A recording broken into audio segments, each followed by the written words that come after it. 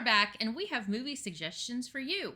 We are the Video Store Junkies, and this is Q-Tips. We're just going to get started, and I'm going to throw this over to Bill because I am very excited about his recommendations.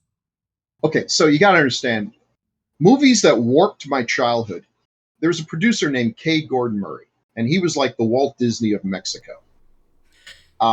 Yeah.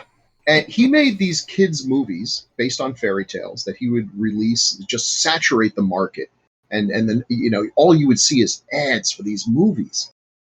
And then maybe you go and you watch them, and to call them bizarre, but they're true fairy tales, because real fairy tales, if you read the originals, are horrible and terrible things happen, and they're frightening and scary. And they were clearly stories for children designed at a time when, if you were a child, there was a pretty good chance you were going to die of the plague before you got to 12. If you got to 12, you were married off, and then your children would die of the plague. It was just it was an awful time. So, why should the fairy tales be happy? Just try to read the original version of anything, and you're like, Jesus, Disney really cleaned it up. Well, K. Gordon Murray, he wasn't so much on the cleaning up. So what the film I have for you, and I could have picked any of them. It's Little Red Riding Hood and the Monsters. It's part of a series of Little Red Riding Hood movies that star Stinky the Skunk and the Big Bad Wolf, who started out as villains in the original Little Red Riding Hood, but by this point, they're kind of like heroes. They're played by people in really bad costumes. I mean, you've never seen a bad wolf costume until you've seen this one. And the wolf costume is like the Howling compared to Stinky the Skunk. Stinky the Skunk is dubbed in a speeded up version, kind of like Alvin and the Chipmunks, and is basically completely, you can't tell what he's saying. It would have been better if they just left it in Spanish. Awful.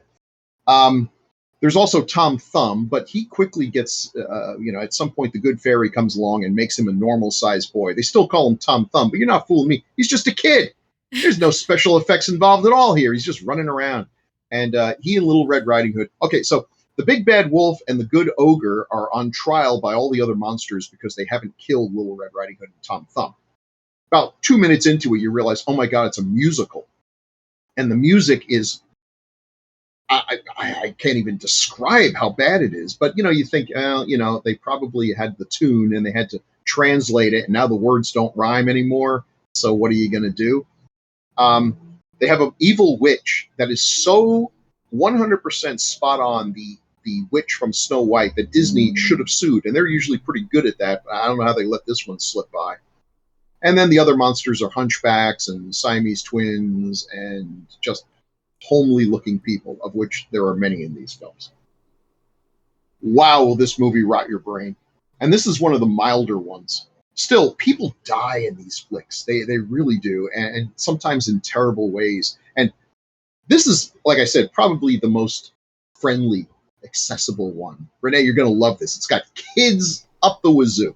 At some point, the kids actually stage a revolt because the witch has turned all their parents into monkeys, as they do. There's a sequel to this that I have not been able to find called The Queen's Swordsman, where the Big Bad Wolf and Stinky the Skunk are basically living in a gay sadomasochistic relationship and raising a human child. I'm not interpreting this or anything. That's exactly what's going on. I mean, they don't even shy away from it. In this movie, I think this is the one maybe where the skunk falls in love with a parrot and keeps saying, point your tail feathers at me. What the hell is going on? How did they let this out? Now, finding this movie, good luck. Just go on YouTube and type it in. Every now and then it shows up. They got a bad copy from something weird video and somebody posts it until it's taken down. I doubt that a good copy even exists anymore. These movies are colorful and yet terminally grainy and out of focus. But boy, oh boy, they are weird. There's nothing quite like them out there. And I remember watching this on TV as a kid and just being traumatized. The nightmares of Stinky the Skunk. So Little Red Riding Hood, The Monsters on YouTube. It's from 1962 and was released probably up until last year. K. Gordon Murray squeezed every possible dime out of his movies. And I will send this off to Renee. Oh, well, hello again. So my first recommendation, it's funny, it's been raining here all weekend. So I tried to find some movies that, kind of had rainy, just a lot of rain in them. And so this movie was on a list, and I don't think there was really any rain to speak of. But I like the movie, so I left it on. And that movie is The Babadook, and it was directed by Jennifer Kent. She also directed Nightingale, which I did not watch. I heard it's fairly brutal. This is starring Essie Davis and Noah Weissman. They're our main characters here. I thought they did really great, solid performances by both. It had a quote small budget, which apparently was $2 million, which I know in Hollywood terms, I guess is about $2 and maybe 50 cents. Uh, so considering that, I thought they did a really good job.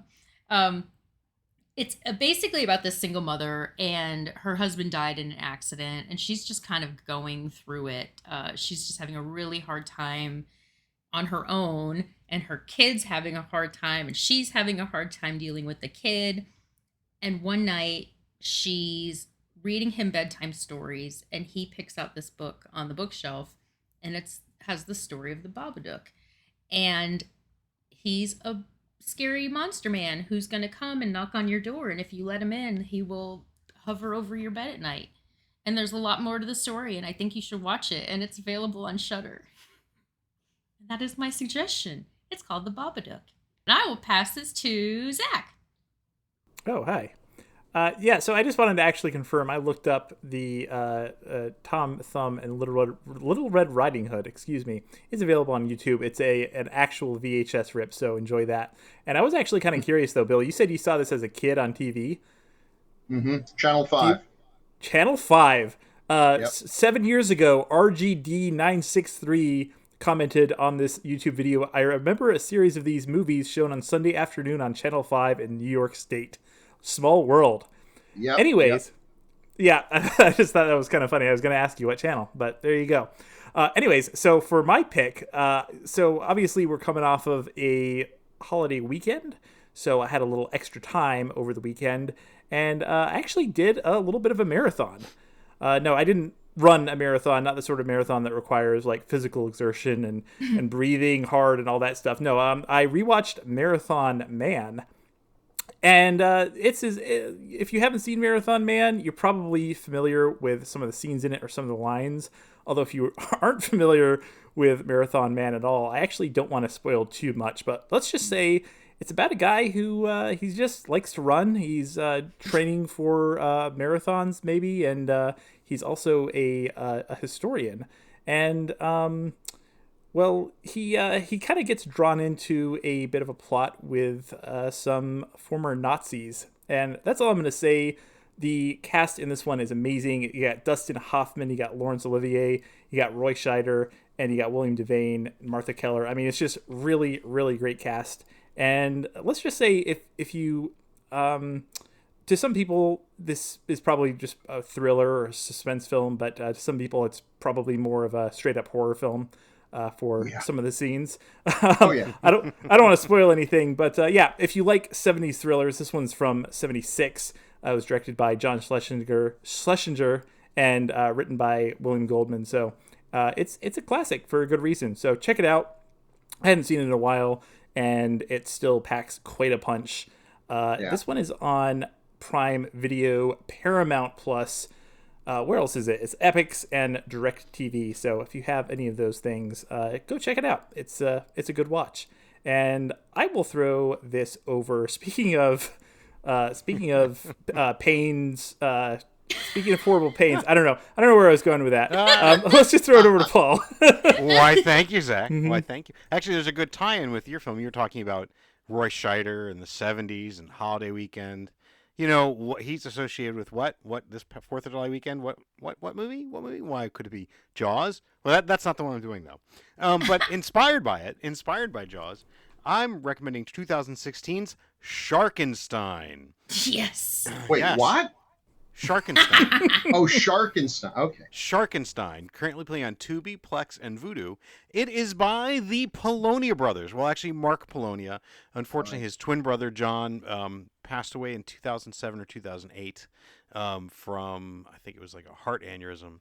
But his brother has continued making films. These guys, back when they were in their 20s, in the I think even probably late teens, in the 1980s, back when it was a lot harder to make a cheap, low budget film, they started making their own movies. And their movies, if you've never seen a Poloni Brothers movie, I'd say I like to use the term like punk rock aesthetic, which is like, fuck you, we're making a movie. We're making a movie. We're gonna have a good time with it. We have no aspirations that this is, some big blockbuster or anything like this. We're making a movie for hardly any money, and fuck you. And so that's what you get with Sharkenstein, which basically Nazi scientists who have survived to this day have put together a basically sort of Sharkenstein. I mean, how can you explain it but Sharkenstein, right? Sure. And this undead monster shark played by the most wonderfully cheesy puppet you have ever seen. The Sharkenstein puppet is so wonderful. Terrorizes the town. And there's really not much else to say. You just gotta dive in. You gotta love these films. But this is like pure prime Poloni Brothers stuff, and I highly recommend it. It's really fun. Go in with an open mind and go in understanding you're going to be looking at a Sharkenstein puppet, and you'll love it. And it's Sharkenstein on Tubi, Plex, and Vudu. And speaking of Sharkenstein puppets, or actually somebody I know who has built puppet monsters himself, Bill Mulligan. Why, thank you. Hey, I just want to say, Renee, the Babadook. That's one of those movies where it's a relief when the supernatural elements show up, because up to that point, that is the most horrible child in movie history. I know. It's a little surprising, that one coming from me, because at some point so you want to choke the kid, I'm cringing, like, oh, this poor woman with this awful, awful child. Right. So for today, I am bringing Spider Baby. Yay! Oh, good. We haven't done this, have we? I don't think we have. Good. But if not, do it again anyway, because it's great. All right. Spider Baby, 1967. It's on Roku. It's on Vudu. It's on Tubi. It's public domain, so anytime you pick up one of those 500 films for $1, it's probably on there too. Man, Spider Baby is amazing. It's by Jack Hill, who made some pretty cool stuff. It's got probably the last good performance by Lon Chaney Jr., who at this point was looking pretty rough and really heavy into alcoholism, but they got him to promise not to start drinking until about 4 in the afternoon, and were able to get enough stuff out of him. I mean, it's really a touching performance. It is a weird film. He plays a caretaker of 3 orphan kids who suffer from some weird Mare syndrome, which is a condition that as they get older, they start to regress. They start to devolve mentally and everywhere else. One of them is played by Sid Haig, who's amazing. This is one of his first performances, and he plays a Cro-Magnon. Just completely. And then 2 of his sisters, though, are disturbingly sexy, but they have the minds of children, and they're all homicidal. So, yeah. It is, there's so much weirdness. It's one of those movies you watch, and it's beautifully filmed, gorgeous black and white cinematography, well edited. Everything about it is solid, but everything is just so weird. You don't know where it's going. It takes some twists and turns, some of them profoundly disturbing. And like I said, just nothing like it. They had no idea what to do with this movie. So they kept changing the name to The Liver Eaters, Attack of the Liver Eaters. No livers are eaten in this movie. So Cannibal Orgy, I don't think that's accurate. There's no orgy, and I don't think they're cannibals. They do eat a cat at some point. And The Maddest Story Ever Told, which I guess was a play on The Greatest Story Ever Told. It was never going to find an audience, ever, ever, ever. But it has come to be recognized, and it's one of those films that they've actually stored. That they found, it's been put into the Academy Film Archives and everything, because it is like nothing else out there. Definitely worth seeking out. And there's actually a stage version, which I would kill to go see. I wish somebody would bring. Apparently a musical, hopefully better than Little Red Riding Hood and the Monsters. But yeah, Spider Baby, if you haven't seen it, is one of those essential films to watch. There's like I said, there's nothing like it. And Ford's, for 1967, they don't show very much, which actually makes it a little more disturbing because things happen off camera and your imagination kind of goes wild.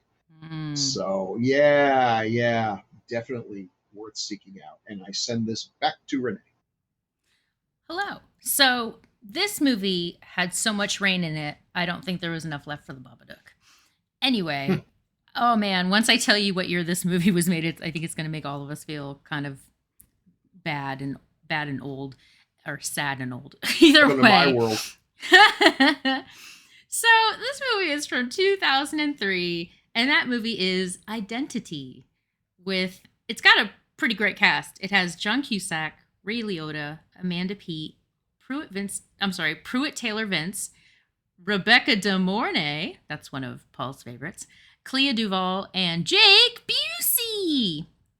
This movie, it was directed by James Mangold, who did Girl Interrupted and Walk the Line. He also directed Heavy back in 1995. I believe that was his directorial debut. And that also starred Pruitt Taylor Vince. So I was just curious if I suspect they developed a bit of a connection there. And the screenplay was by Michael Cooney. And I just want all of you to be aware of this because Michael Cooney is the director and writer of Jack Frost and Jack Frost 2, Revenge of the Mutant Killer Snowman. So I think that's very important to note, even though this movie is much better than either of those. I'm sorry, sir. So this movie it's loosely based on the Agatha Christie kind of mystery, And Then There Were None. So these strangers all get stranded in this hotel. It's sort of in the middle of nowhere in Nevada. There's this big rainstorm happening. There's a car accident. It's just all sorts of stuff going on. Then there's these criminals that get loose. And people essentially just start getting picked off one by one. So just trying to figure out, what's going on and who done it. So that is Identity. And it is available on Netflix. And I'll pass this to Zach. Yeah, and I will actually, I will second that pick. That's a really fun thriller. It's one of those movies that even if you know the twist, if you go back and rewatch it, it's still a fun movie to watch. So yeah, 100% agree with that. And for my final pick today, Bill, you actually inspired me because you asked if we had done Spider Baby before, and we hadn't. And I actually realized that we actually hadn't done another Jack Hill movie that for some reason I thought I had recommended a long time ago. But I don't think I did. So I'm going to actually use your recommendation to inspire my second recommendation. And this one is from 1975. Let me just read you the description of this film. A tough gang of teenage girls are looking for love and fighting for turf on the mean streets of the city. Bad girls to the core, these impossible, outrageous high school hoodlums go where they want and create mayhem wherever they go. I'm, of course, talking about the Switchblade Sisters, which is a truly insane exploitation film about, as that description I just read suggested, it's about gangs of teenage girls who basically just go around like beating people up and killing people. And much like Spider Baby, which I actually haven't seen, but based on your description, it kind of takes a really crazy turn about 3/4 of the way through. And just when you thought it couldn't get any more outrageous, it does. So once again, that is the Switchblade Sisters. This one is playing on Shudder and the Arrow player. And I highly recommend maybe could even do like a double feature and make it a Jack Hill weekend. Oh, and I should probably pass this over. Speaking of dangerous gangs, Paul, what's your second recommendation this week? Well, my second recommendation is kind of related to my first one. It's another shark film, but this one has a little bit of a twist. So you were talking about Switchblade Sisters, and it's kind of maybe akin to this one because this one is Sharkenstein Women's Prison Massacre. Yes, that's Sharkenstein, Sharkansas. Sharkenstein Women's Prison Massacre from 2015. It is by writer-director Jim Wynorski, who you may recognize as the writer-director of Chopping Mall, the great old genre film, but more recently he's done films like what have we got? We've got the Bear Wench Project. We've got House on Hooter Hill, Busty Cops Go Hawaiian, and Scared Topless, and A Doggone Christmas. So those are some of his more recent films. And so Sharkenstein Women's Prison Massacre is you have a group of women prisoners who are being transported in a van, and an earthquake unleashes prehistoric sharks that can actually swim through the dirt. And they get trapped, and they have to kind of escape and survive. Meanwhile, you have two other cops, one played by Tracy Lords, that don't seem to be connected to the story very well at all. To be honest, I don't remember if they ever actually meet up or not. I think they kind of do. But what's amazing is for a film called Sharkenstein Women's Prison Massacre that does have Tracy Lords in it, though of course it's older, more respectable Tracy Lords, and by a director who directed such things as The Hills Have Thighs and The Devil Wears Nada. It actually has less nudity in it than the most recent Minions movie. I swear to God. They're like wearing shorty shorts and sort of like white tank tops, but there's no nudity in it. It's actually very chaste.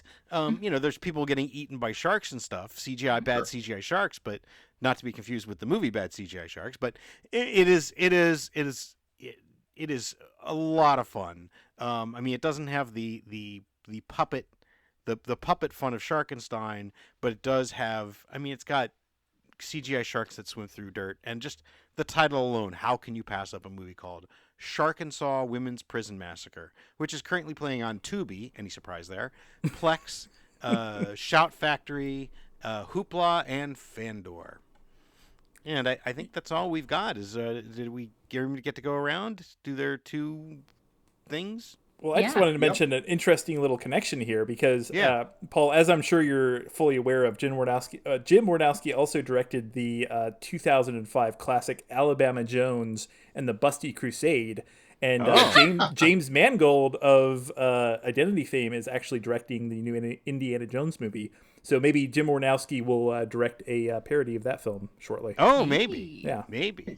Oh, are you sure they aren't the other way around? Are you sure like he's not directing the originals and the other one's a parody of his? It could be. James Mangold maybe saw a work print of the new Alabama Jones movie and was like, no, we gotta make a straight version of this. It's like the way Shakespeare ripped off West Side Story. Exactly. Steven Spielberg's West Side Story, yeah. Yeah. Most people don't realize that Shakespeare was a time traveler, so. It's true. Yeah. And I totally forgot. I'm glad you brought her up because I completely mixed up Rebecca De Mornay and Tracy Lords. Tracy Lords is the one that you really like. Well, okay, yeah, no, no. Get me arrested. No, from the movie. From Excision. No. From Excision. Yeah, yes. If you've ever seen Excision, Tracy Lords is absolutely amazing. There is a scene at the end of Excision that is, honest to God, one of the best pieces of acting I have seen, and will utterly devastate you. Honest to God, and it's from Tracy Lords. Not shitting you there. Hey, at least if you date Tracy, you don't have any danger of meeting her dad and finding out that he's like Rebecca De Mornay's dad. Who's Rebecca De Mornay's what? dad? I want you to go look it up. I hope I'm right about this, but I think he was like Wally George, that crazy guy who made Morton Downey Jr. look sane. I thought that was Linda Day George's. No, Linda Day George was married to. Yeah, no, never mind. I'd look this up right now. I would look this up, but it would require that I could spell Rebecca De Mornay, and there's no chance that I'm going to spell Rebecca De Mornay in any way that Google will figure it out. So Google fix it for you. You're 100% right, Wally George. Wally George. Wow. Oh God. Oh my God. Yeah. Wow. Oh. Well, that's a good sack of films right there. Yeah. Yeah. Speaking of sacks of something. Please, no. I don't want to know where you're going with that segue. I want to know where this is going to go. Please. Oh, I got a sack of tunes. We got a tune. Pull out of my sack of tunes for this. Ooh. Yeah, what can I say? It's been a rough day. My George Foreman grill died. Be nice to me. So no, really? Does a George Foreman grill actually have moving pieces that can die? No, but it just doesn't heat up anymore. So anyway, Okay. or barely heats up. But anyway, so to lament that though actually ties back to Sharkenstein. I'm going to sing a song. I'll see if I can remember the lyrics. I had a hard finding lyrics for it. I don't know why, but it's by everyone's favorite albino Edgar Winter and the Edgar Winter Group. It's Frankenstein. It goes like this. Dun dun dun dun dun dun dun dun dun dun.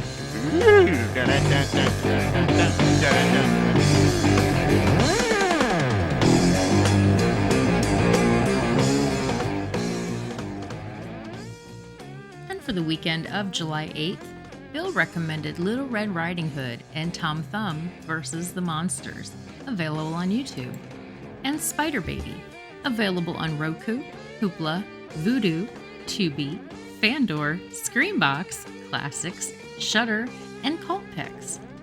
I recommended The Babadook, available on Shudder, Canopy, and DirecTV, and Identity, available on Netflix. Zachary recommended Marathon Man, available on Prime Video, Paramount Plus, Epix, and DirecTV, and Switchblade Sisters, available on Shudder and ArrowPlayer. Paul recommended Sharkenstein, available on Tubi, Vudu, and Plex, and Sharkensaw Women's Prison Massacre, available on Tubi, Fandor, and Plex.